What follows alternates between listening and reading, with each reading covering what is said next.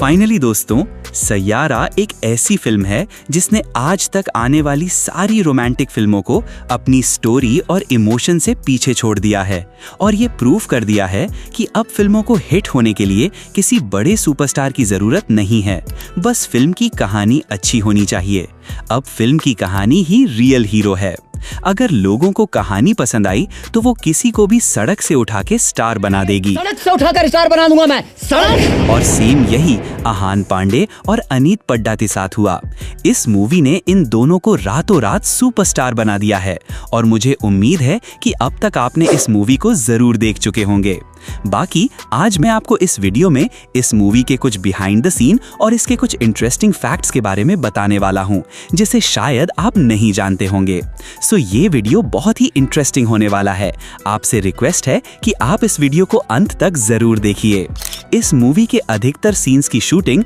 मुंबई और गोवा के real location में किया गया है, जैसे कि ये वाला सीन जिसमें वानी क्रिश को अपने दोस्तों के साथ मिलाने के लिए लाती है, जिनसे वो लड़ाई कर लेता है और ये लोग मिलकर एक दूसरे पे बियर उड़ाकर मस्ती करने लगते हैं। इस सीन को मुंबई के एक एक्चुअल कैफे को रेंट पे लेकर शूट किया गया था। जैसे ही ये मूवी स्टार्ट होता है तो हमें कुछ देर बाद ये वाला सीन देखने को मिलता है जिसमें वानी और उसके पिता कार से जा रहे होते हैं, जिसे शूट करने के लिए कुछ इस तरह से कार पे ही कैमरा को फिट किया गया था, जैसा कि आप इस सीन में देख सकते हैं। फिर इसके जस्ट बाद इसी सीन में आहान पांडे को बाइक पे सिगरेट पीते हुए दिखाया जाता है और आप यहाँ पे देख सकते हैं कि कैसे इस फिल्म के स्टंट डायरेक्टर एक्टर को उनके इस सीन को करने के लिए समझा रहे हैं। हालांकि जहाँ पे भी ये बाइक को बहुत स्पीड में चलाने वाला सीन था, उसके क्लोजअप शॉट्स के लिए तो आहान पांडे से ही शूट कराया गया, लेकिन जिस भी बाइक सीन में हमें आहान पांडे और अनीत का चेहरा नहीं दिखता है,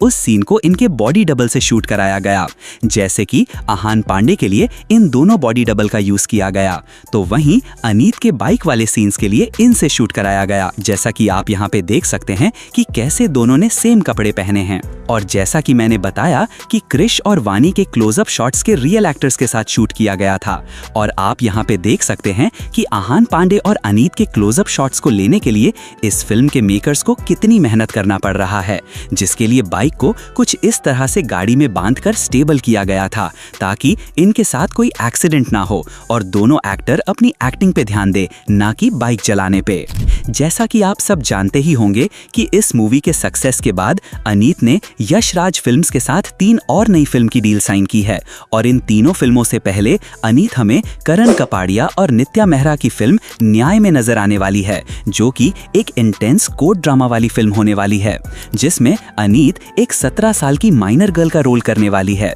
और इसमें हमें ये दिखाया जाएगा कि जब आस्था यानी फेथ और कानून यानी लॉ आपस में टकराते हैं तो हालात कितने कॉम्प्लेक्स और चैलेंजिंग हो सकते हैं। आपने इस मूवी का फर्स्ट सॉन्ग एक धुन को तो जरूर सुने होंगे, जो कि इस समय सोशल मीडिया पे काफी ज्यादा वायरल हो रहा है, क्योंकि इस सॉन्ग को अरिजीत सिंह ने गाया है, तो वहीं इसका कॉम्पोजिशन मिथुन शर्मा ने किया है, जिसे मुंबई के रियल मॉल में प्रॉपर परमिशन लेके शूट किया गया था। यहाँ पे आप देख सकते हैं कि कैसे इस सॉन्ग को शूट करने के लिए मेकर्स ने रियल में आर्टिफिशियल बारिश कराई थी, ताकि ये सीन पर्दे पे देखने पे रियल लगे। और अब आप उस सीन को शूट होता हुआ देख सकते हैं जिसमें साउंड स्टूडियो के बाहर क्रिश अपने फादर को धक्का मारकर सड़क पर गिरा देता है और उन पे पैसे फेंकता है, और फिर बाद में अपने फादर के इलाज के लिए पैसे के बदले अपने गाने के सारे क्रेडिट को डील करने वाले सीन को कुछ इस तरह से शूट किया गया था। अगर आपने इस मूवी को देखा होगा तो आपने इस पार्टी वाले सीन को जरूर देखा होगा, जिसमें महेश वानी को नेगेटिव वे में टच करने की कोशिश करता है, जो कि इस मूवी का बहुत ही क्रूशियल सीन था। पर आप ये जानकर चौंक जाएंगे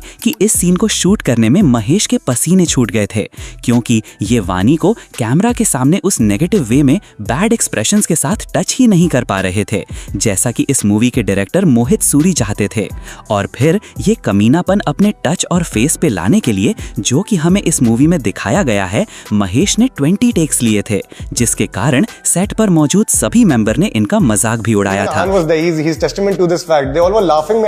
मेरे से टच नहीं किया जा रहा उसको नेगेटिव वे में। क्या कर रहा है भाई? और आपने इस मूवी का ये वाला सीन तो जरूर देखा होगा, जिसमें फाइनली वानी का पता क्रिश को एक रील्स के थ्रू लगता है, जो कि इस मूवी का सबसे ज्यादा इमोशनल सीन था, जिसे मनाली के होटल में शूट किया गया था, जिसे आप यहाँ पे देख सकते हैं कि कैसे इस लड़की के गाने वाले पार्ट की शूटिंग किया जा रहा है। और फिर क्रिश वानी को देखते ही सब कुछ छोड़ छाड़ के मनाली के लिए फ्लाइट लेता है, और फिर हमें मनाली के इस रास्ते को दिखाया जाता है, जो कि रियल में कुछ इस तरह का दिखता है, जिसे पोस्ट प्रोडक्शन में VFX की मदद से कुछ इस तरह का बर्फीला बना दिया गया था। और अब आप उस सीन को शूट होता हुआ देख सकते हैं, जिसमें क्रिश वानी के बारे में इस इंस्टाग्राम वाली लड़की से पूछता है, क्या आप इसे जानते हैं? और फिर वो लड़की क्रिश को वानी के पास ले जाने लगती है, और फिर क्रिश वानी के पास जाकर डायरेक्टली उसे याद दिलाने की कोशिश करता है कि मैं ही क्रिश हूँ जिससे तुम प्यार करती थी।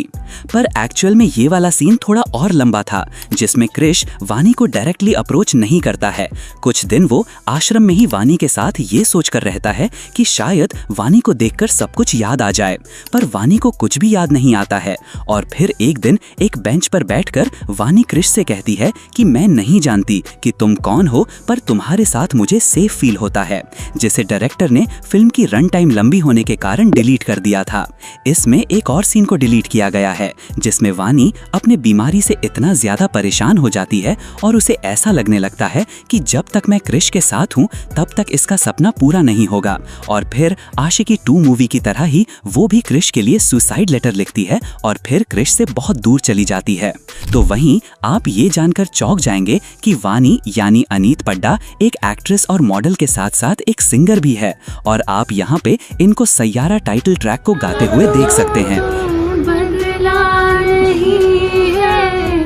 मौसम जरा सा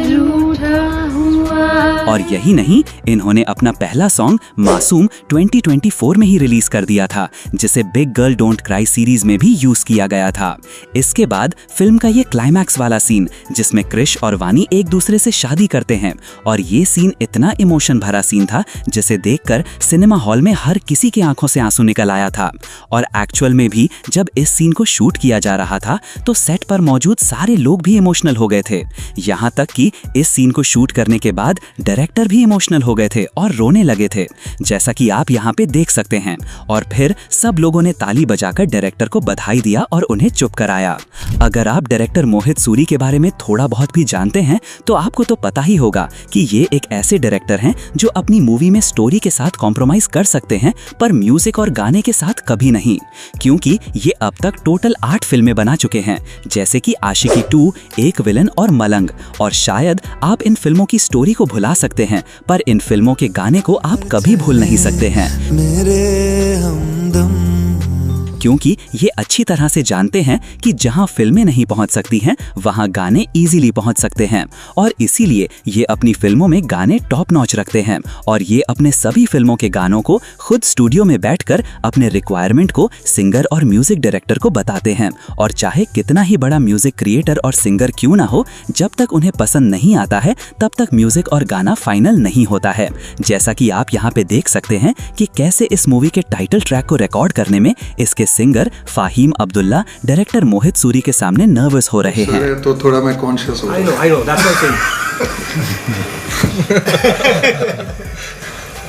saying। तो फाइनली दोस्तों, अब तक तो आपने इस मूवी को तो देख ही चुके होंगे, और अगर आपको ये मूवी पसंद आया हो तो ये मूवी आपके अनुसार wow, what a piece of art, क्या फिल्म है, ये तो फ्रेंच सिनेमा है, इस फिल्म को तो ऑस्कर में जाना। और अगर आपको ये मूवी पसंद नहीं आया हो तो फिर इस मूवी की ये पिक्चर दिमाग का कोई नहीं देखेगा ऐसी पिक्चर। बाकी आप मुझे कमेंट में जरूर बताइए कि आपको ये फिल्म कैसी लगी। तो चलिए, this is end of this video, और अगर आपको ये वीडियो पसंद आया हो तो do like this video, share, comment and don't forget to subscribe VFX वाला।